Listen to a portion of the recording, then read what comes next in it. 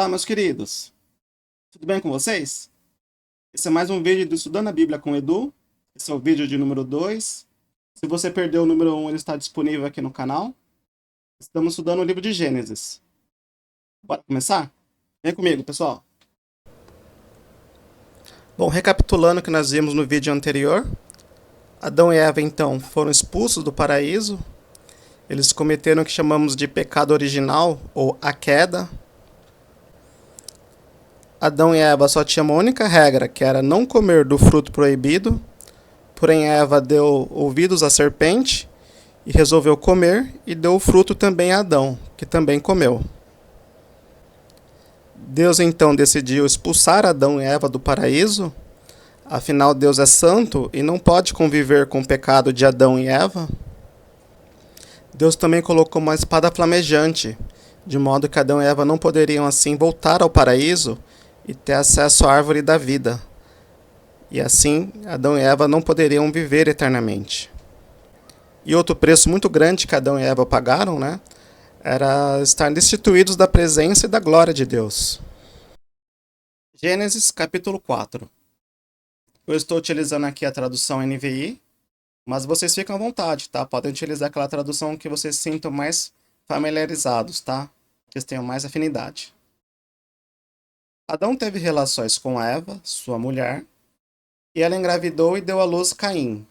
Disse ela: com o auxílio do Senhor, tive um filho homem. Um ponto muito interessante aqui é que Eva tinha muitas expectativas em relação a Caim. Afinal, Deus havia lhe dito que de Eva viria o descendente que seria o Salvador, aquele que venceria a serpente, Continuando então no versículo 2. Voltou a dar à luz, desta vez a Abel, irmão dele. Abel tornou-se pastor de ovelhas e Caim, agricultor. Passado algum tempo, Caim trouxe do fruto da terra uma oferta ao Senhor. Abel, por sua vez, trouxe as partes gordas das primeiras crias do seu rebanho. O Senhor aceitou com agrado Abel e sua oferta, mas não aceitou Caim e sua oferta. Por isso, Caim se enfureceu e o seu rosto se transtornou. Bom, como podemos interpretar essa passagem? Eva teve 2 filhos, Abel e Caim. Como foi dito, Caim era agricultor e Abel pastor de ovelhas. E os dois então resolveram fazer uma oferta a Deus. Como eles estavam destituídos da presença de Deus, eles queriam estabelecer um relacionamento com Deus, queria agradar a Deus. Então eles decidem fazer uma oferta.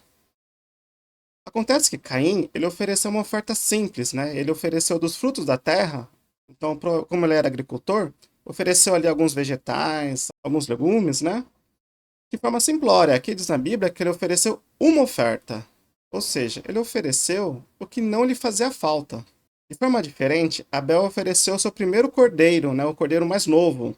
Ele ofereceu as melhores partes. Então Abel ofereceu o que ele tinha de melhor. Deus se agradou muito da oferta de Abel. Já o versículo 5, ele deixa bem claro que não é só a oferta de Caim que estava com problemas, Aqui diz que Deus não aceitou a oferta de Caim e não aceitou Caim. Ou seja, o problema estava também na pessoa de Caim, no seu coração. Ele provavelmente não ofereceu a oferta dele de bom grado. O Senhor disse a Caim: por que você está furioso? Por que se transtornou o seu rosto? Se você fizer o bem, não será aceito? Mas se não o fizer, saiba que o pecado o ameaça à porta. Ele deseja conquistá-lo, mas você deve dominá-lo. Ponto muito interessante é que os 2 irmãos ofereceram a oferta, Caim não foi agradável aos olhos do Senhor, mas é justamente a Caim que Deus aparece, Isso é muito bonito. Deus aparece a quem realmente precisa dele, E Deus alerta a Caim que ele deve resistir ao pecado, Deus vê que ele está transtornado a ponto de fazer alguma coisa muito ruim. E a missão de resistir à tentação do pecado é a missão de todos nós que somos cristãos, Continuando. Disse, porém, Caim a seu irmão Abel: vamos para o campo. Quando estavam lá, Caim atacou seu irmão Abel e o matou. Então o Senhor perguntou a Caim: onde está seu irmão Abel? Respondeu ele: não sei. Sou eu responsável por meu irmão? Disse o Senhor: o que foi que você fez? Escute. Da terra o sangue do seu irmão está clamando. Aqui nessa primeira imagem, temos então os dois irmãos fazendo a oferta ao Senhor, né? Eles montam um altar. Abel então oferece a sua primeira ovelha e Caim alguns vegetais, alguns legumes, né? Deus então queima a oferta de Abel, indicando ali que ele se agradou da oferta de Abel. E ele não queima ali a oferta de Caim. Nessa outra imagem aqui, temos Caim tão furioso, na cena onde ele mata seu irmão Abel. Agora amaldiçoado é você pela terra, que abriu a boca para receber da sua mão o sangue do seu irmão. Obviamente aqui abriu a boca, tá, gente? É no sentido figurado, tá? A terra de fato assim ela não se abriu para receber o sangue de Abel. Quando você cultivar a terra, esta não lhe dará mais da sua força. Você será um fugitivo errante pelo mundo. Deus expulsa Caim da sua família, da presença ali de Adão e Eva. Disse Caim ao Senhor: Meu castigo é maior do que posso suportar. Hoje me expulsas dessa terra. Terei que me esconder da tua face. Serei um fugitivo errante pelo mundo. E qualquer que me encontrar me matará. Mas o Senhor lhe respondeu: Não será assim. Se alguém matar Caim, sofrerá 7 vezes a vingança. E o Senhor colocou em Caim um sinal, para que ninguém que viesse a encontrá-lo o matasse.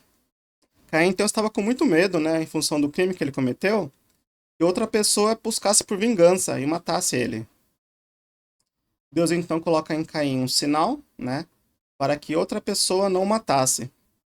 Bom, e que sinal que seria esse, né? Será que seria uma tatuagem, uma marca na testa, nas costas? A verdade é que não sabemos, tá? A Bíblia não é esclarecedora nesse ponto, tá? Um outro ponto que eu gostaria de chamar a atenção para vocês é o número 7.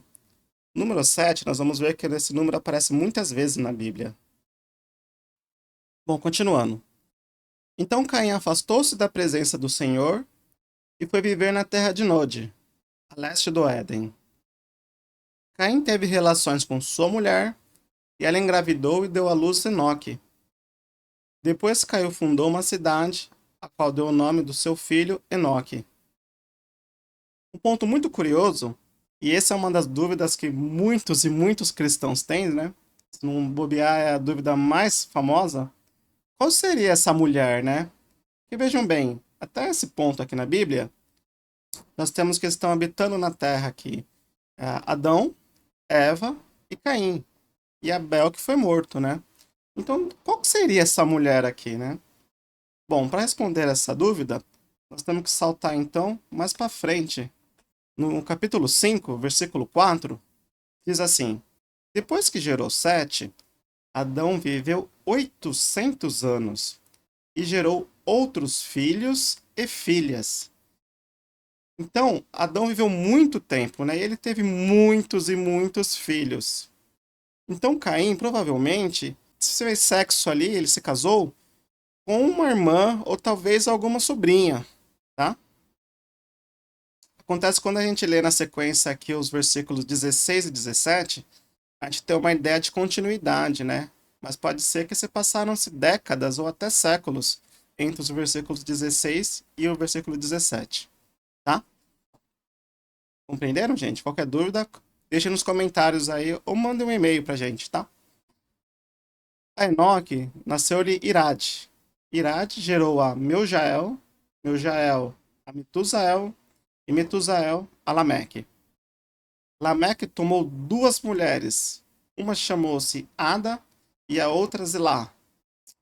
Então Lameque, senhoras e senhores, ele foi o pai aqui da poligamia, né? Ele foi o primeiro a tomar 2 mulheres. Começou-se aqui então toda a promiscuidade no mundo, né? Ada deu à luz Jabal, que foi o pai daqueles que moram em tendas e criam rebanhos. O nome do irmão dele era Jubal, que foi o pai de todos os que tocam harpa e flauta.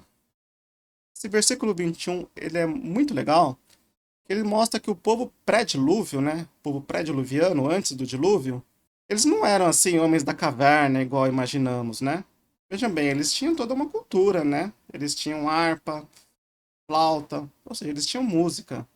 Lá também deu à luz um filho, Tubal-Caim, que fabricava todo tipo de ferramentas de bronze e de ferro. Tubal-Caim teve uma irmã chamada Naamá. O versículo 22 também, ele é muito importante, ele nos mostra que esse povo pré-diluviano, eles tinham uma tecnologia, ou seja, eles tinham bastante conhecimento científico, tá? Por exemplo, aqui, ó, Tubal-Caim fabricava ferramentas de bronze e de ferro. E olhem só, gente, a produção de ferro não é uma coisa simples, tá? Exige um conhecimento científico. Vejam bem, atualmente esse processo aqui, ó, conhecido como smelter, é um processo químico. Eu não sou nenhum especialista de química, tá, gente? Mas vocês vejam que tem várias etapas aqui, ó, até obter aqui o ferro. Então, ou seja, Tubal-Caim já tinha um conhecimento ali avançado, de conhecimento ali de química, né? Um conhecimento tecnológico ali para obter ferro. Então esse povo aqui pré-diluviano, eles tinham sim bastante conhecimento científico, tá? Não eram assim homens da caverna igual muitos de nós imaginamos. Disse Lameque às suas mulheres: Ada e Zilá, ouça-me, mulheres de Lameque, escutam minhas palavras. Eu matei um homem porque me feriu, e um menino porque me machucou. E vocês podem ver, gente, que Lameque é um cara muito mau, né? Tamanha arrogância também, né? Olha como ele era maldoso. Matou um homem porque feriu ele e matou um menino porque machucou. Um homem extremamente mau. Se Caim é vingado 7 vezes, Lameque o será 77. Olha quanto ele era arrogante, né? Novamente, Adão teve relações com sua mulher e ela deu à luz outro filho, a quem chamou Sete, dizendo: Deus me concedeu um filho no lugar de Abel, visto que Caim o matou. Também a Sete nasceu um filho, a quem deu o nome de Enos. Nessa época, começou-se a invocar o nome do Senhor. Bom, então vejam a diferença, né? Os descendentes de Caim eram todos maus. Na descendência de Caim só vai ladeira abaixo. E de forma diferente, a descendência de Sete, ela segue o Senhor, né? Vocês veem aqui que a partir de Enos, são povos que adoram o nome do Senhor. São povos que são fidedignos ao Senhor. Bom, agora vamos entrar no capítulo 5.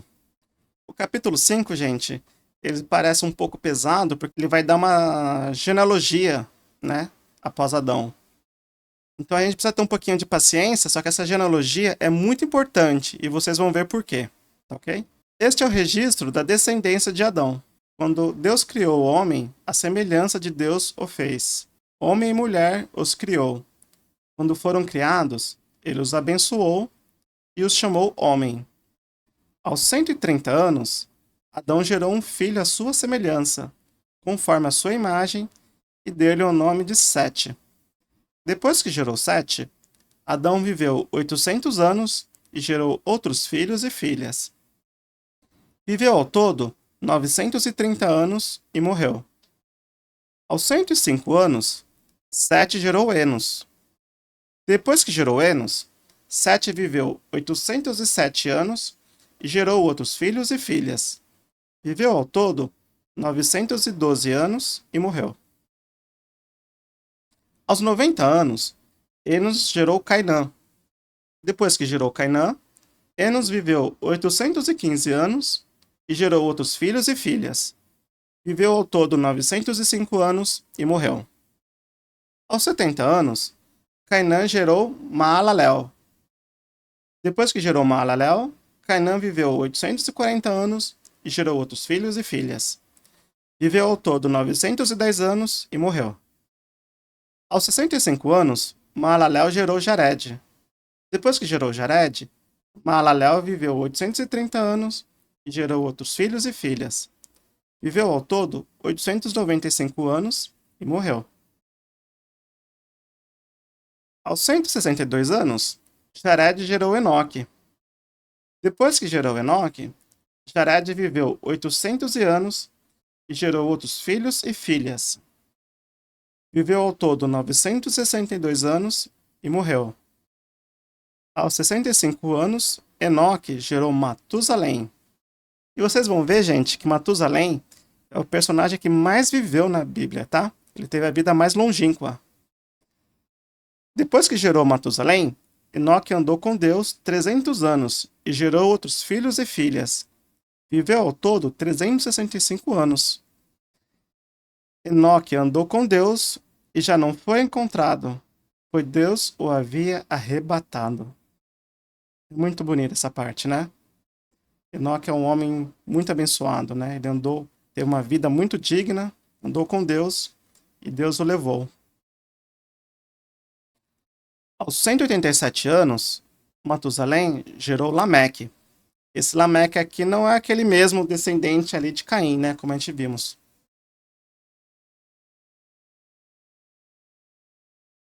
Depois que gerou Lameque, Matusalém viveu 782 anos e gerou outros filhos e filhas. Viveu ao todo 969 anos e morreu. Gente, 969 anos. É ano pra caramba, né, gente? Aos 182 anos, Lameque gerou um filho. Deu-lhe o nome de Noé e disse: Ele nos aliviará do nosso trabalho, do sofrimento de nossas mãos, causados pela terra que o Senhor amaldiçoou. Depois que Noé nasceu, Lameque viveu 595 anos e gerou outros filhos e filhas.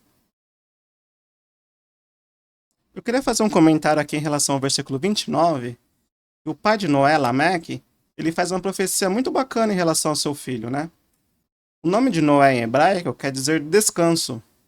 Então, naquela época onde a terra era amaldiçoada, Lameque profetiza que Noé seria uma pessoa muito importante e ajudaria bastante o seu povo, né? Bom, continuando. Viveu ao todo 777 anos e morreu. Aos 500 anos, Noé tinha gerado Sem, Cã e Jafé. Bom, gente, aqui estão os 3 filhos de Noé, né? Sem, Cã e Jafé. E esses 3 filhos é quem vai dar os descendentes que vão repovoar toda a terra após o dilúvio, tá? Bom, aqui está um resumo da genealogia apontada aqui no capítulo 5, né? A genealogia apontada de Adão até Noé.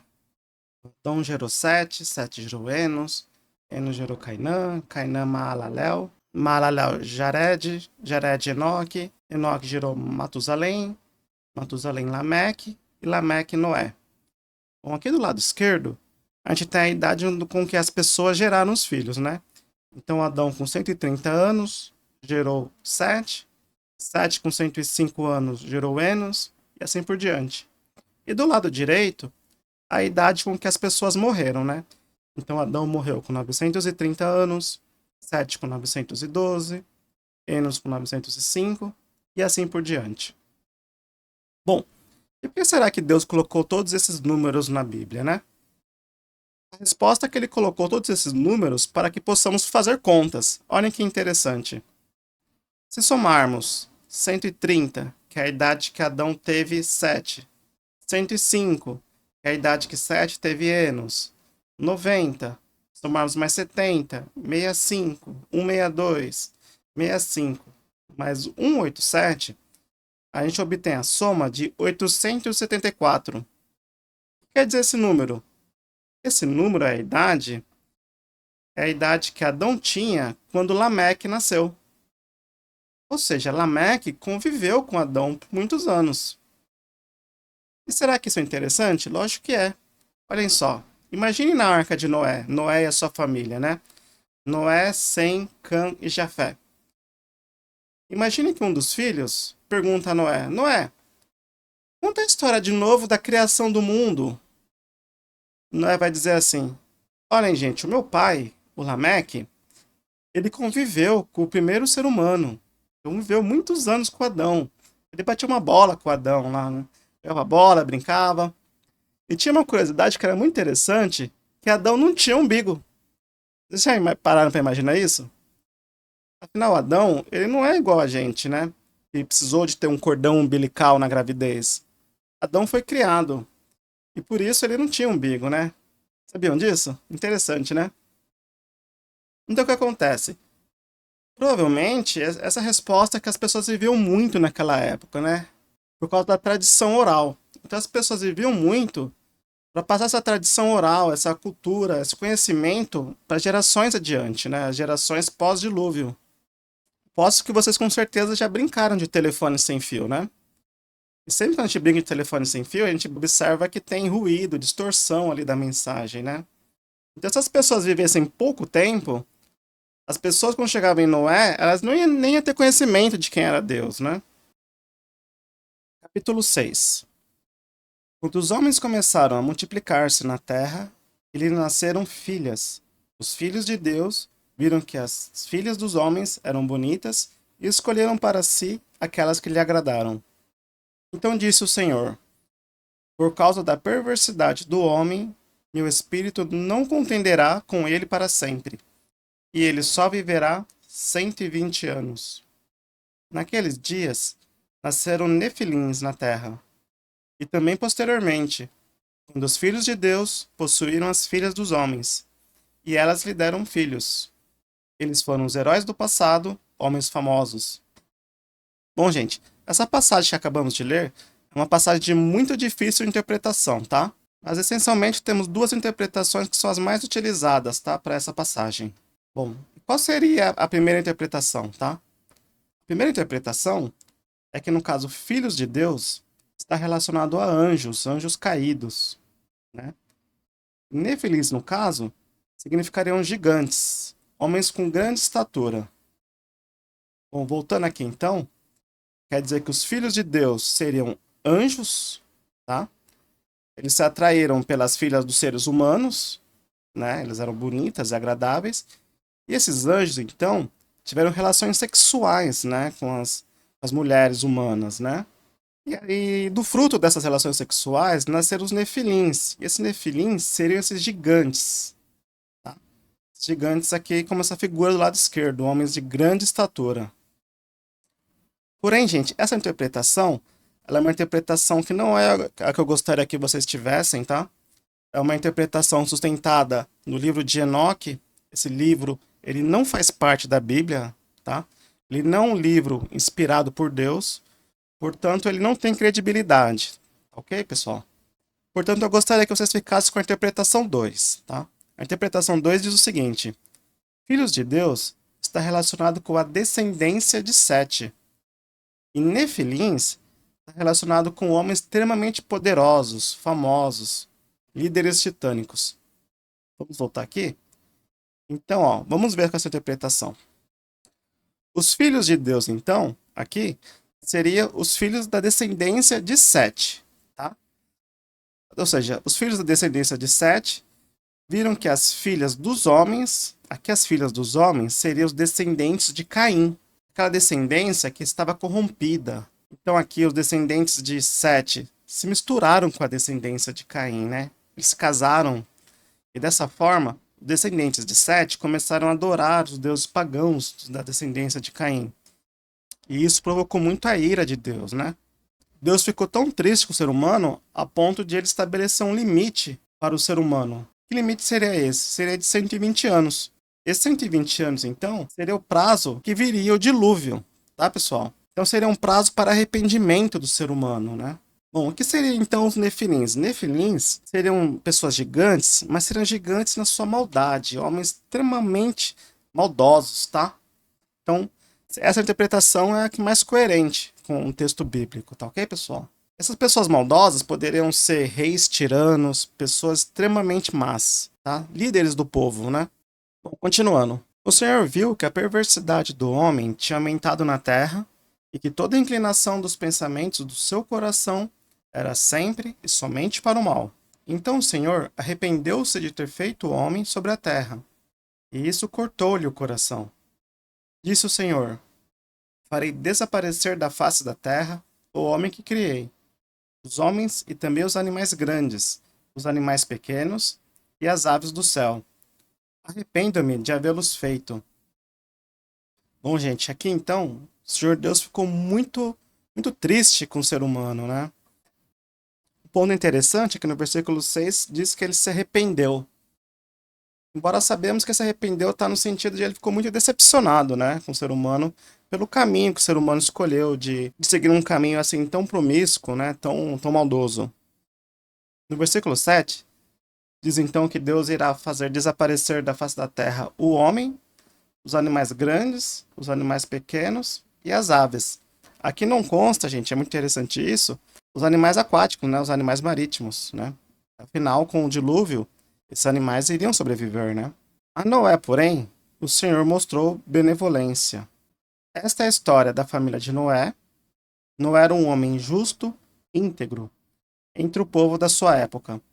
Ele andava com Deus. Noé, gente, então foi o único ser humano que foi considerado justo aos olhos do Senhor. Noé gerou 3 filhos, Sem, Cã e Jafé. Ora, a terra estava corrompida aos olhos de Deus e cheia de violência. Ao ver como a terra se corrompera, pois toda a humanidade havia corrompido a sua conduta, Deus disse a Noé: darei fim a todos os seres humanos, porque a terra encheu-se de violência por causa deles.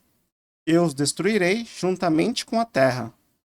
Você, porém, fará uma arca de madeira de cipreste, dividido-a em compartimentos, e revista-a de piche por dentro e por fora. Aqui no versículo 14, gente, para madeira, em hebraico a expressão está gofer. Tá?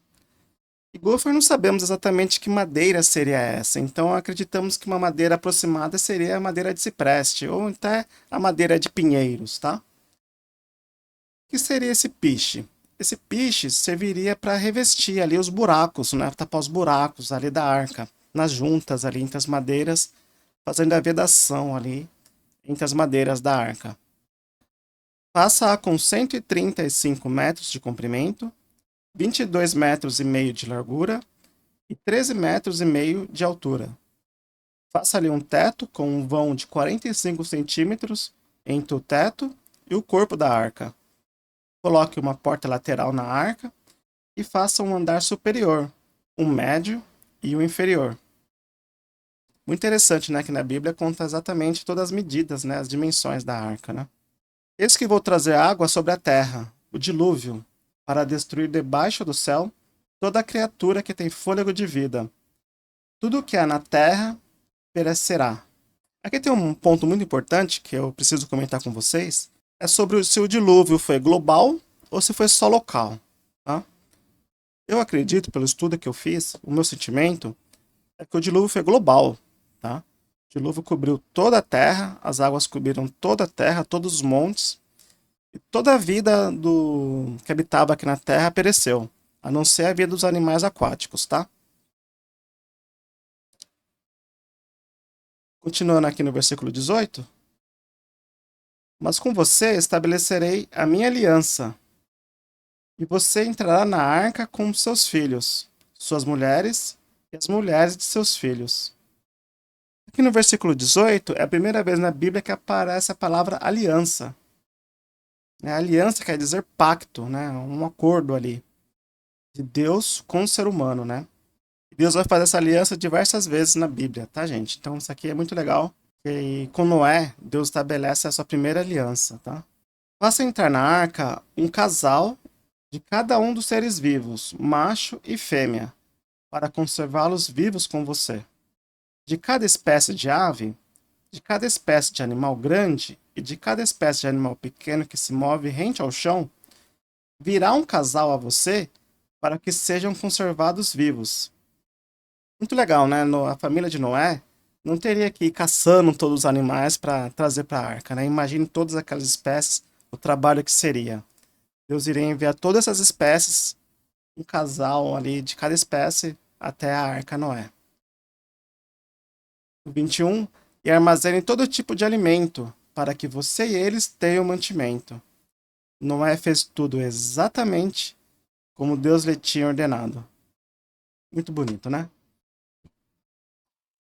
Bom, gente, para fechar com chave de ouro, vou colocar um vídeo aqui que é muito legal, para a gente ter uma ideia das dimensões da arca, né? Como que a arca é por dentro, tá?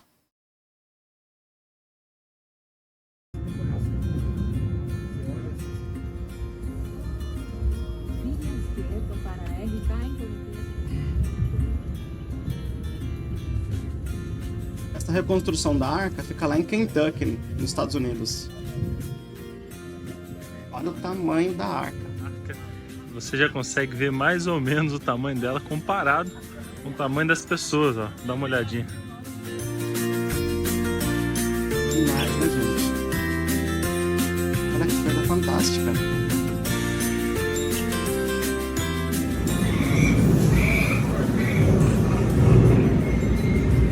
Observe o espaço interno, como tem bastante espaço, gente.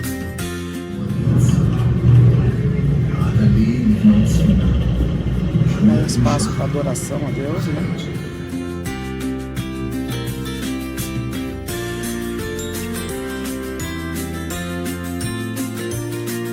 Olha só, esses aí são sacos onde eles acreditam que Noé e a família armazenavam grãos, né? E esses vasos também poderiam ter sido algum grão ou alguns tipos de óleos vegetais para poder garantir aí o sustento de toda a família ao longo do período. Que organização, né? Muito bacana. Tem aqui todo o espaço, né? Na arca nós temos alguns animais e espécies extintas, mas que acredita-se que viveram na época do dilúvio. Só os andares. Uma réplica, que interessante.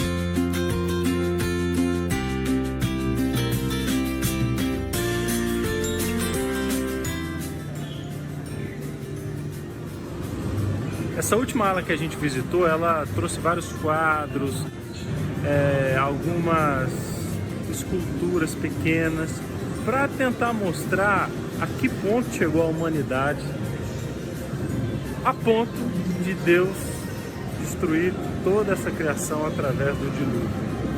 Veio o primeiro assassinato, veio a poligamia, veio a fabricação de armas, veio as guerras, veio a idolatria acompanhada do sacrifício de bebês.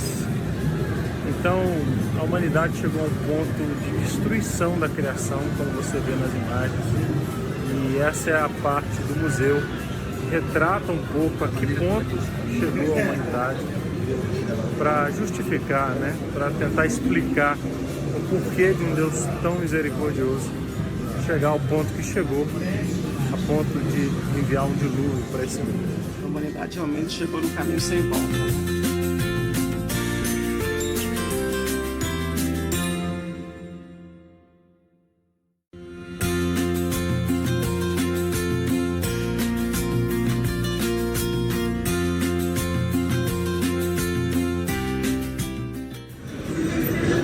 O museu retrata um pouco do dia a dia de Noé, do trabalho, das suas reflexões, do trabalho também dos filhos, da rotina, né, dos filhos, da esposa, das noras.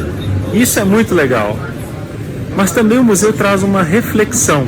O artista colocou como se uma das noras de Noé tivesse reflexiva, tentando entender o que aconteceu. Afinal de contas, perderam amigos, parentes, familiares.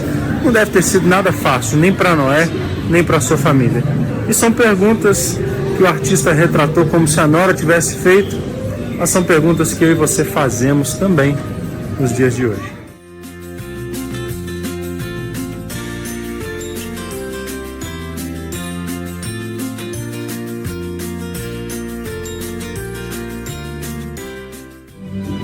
Olha só, o passeio acabou, foi muito bacana, demorou mais ou menos 3 horas.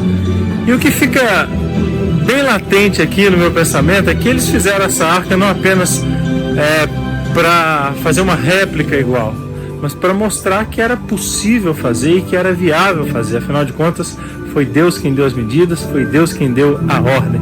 Portanto, vale a pena confiar no Senhor. Que Deus abençoe, espero que você tenha gostado desse vídeo. Não se esqueça de curtir e se inscrever no canal. Deus abençoe.